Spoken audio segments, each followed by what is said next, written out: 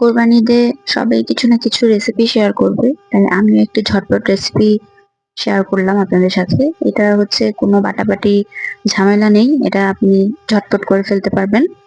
এটা মাংসটা গরু মাংসটা ছোট ছোট করে কেটে আমি আগের দিন রাতে সয়া সস আর আদা রসুন বাটা লবণ দিয়ে ম্যারিনেট করে রেখে দিয়েছিলাম।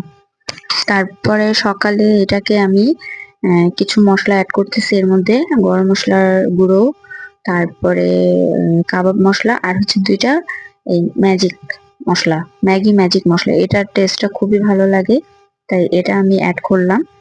অ্যাড করার পর এটাতে আমি ভালো মতো মিশিয়ে নিব, মাংসর সাথে ভালো মতো মিশাতে হবে যাতে মাংসতে ভালো মতো মশলাগুলো মিশে যায়। তারপর এটার মধ্যে আমি অ্যাড করছি মসুরের ডাল। হ্যাঁ, এটা হচ্ছে মসুরের ডাল। ডালটাকে আমি কিছুক্ষণ ভিজিয়ে রেখে হালকা ব্লেন্ড করেছি, একদম হালকা। এই যে দেখাই যাচ্ছে যে একটু ভাঙা ভাঙা, মানে পেঁয়াজু বানানোর সময় আমরা যেরকম ডালটা রাখি ঠিক ওই রকম ডাল হচ্ছে এটার মধ্যে হবে, একটু ভাঙা ভাঙা, বেশি মিহিন না। তারপরে এটাকে ভালো মতো মাংসের সাথে মিশাতে হবে, একদম কষলে কষলে মাখিয়ে মাখিয়ে আমি ভালো মতো মিশাচ্ছি। তারপর একটা ডিম আর একটু চিলি ফ্লেক্স অ্যাড করেছি ঝালের জন্য। তারপর ধনেপাতা কুচি আর হচ্ছে পেঁয়াজ কুচি, এটা আমি অ্যাড করছি। অ্যাড করে তারপর এর মধ্যে আমি কিছু আমার হোমমেড বানানো ব্রেড কাম অ্যাড করব। এটা আমি ঘরে বানিয়েছি এই ব্রেড কামটা। এটা রেসিপিটাও আমি খুব জলদি শেয়ার করবো আপনাদের সাথে।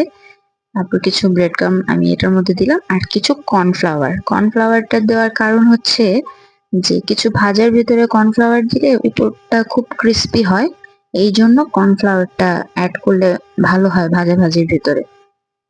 তারপর আমি ভালো মতো মিশাবো, সবকিছু ভালো মতো মিশাতে হবে একদম চটকে চটকে, যাতে ডাল মশলা সবকিছুর সাথে ডিম সবকিছুর সাথে ভালো মতো মিশে যায়। আমি কিন্তু এর মধ্যে লবণ অ্যাড করিনি, আপনারা খেয়াল করবেন। লবণ আমি আগের দিন রাতে লবণ, সয়া সস, আদা রসুন বাটা দিয়ে রেখেছিলাম।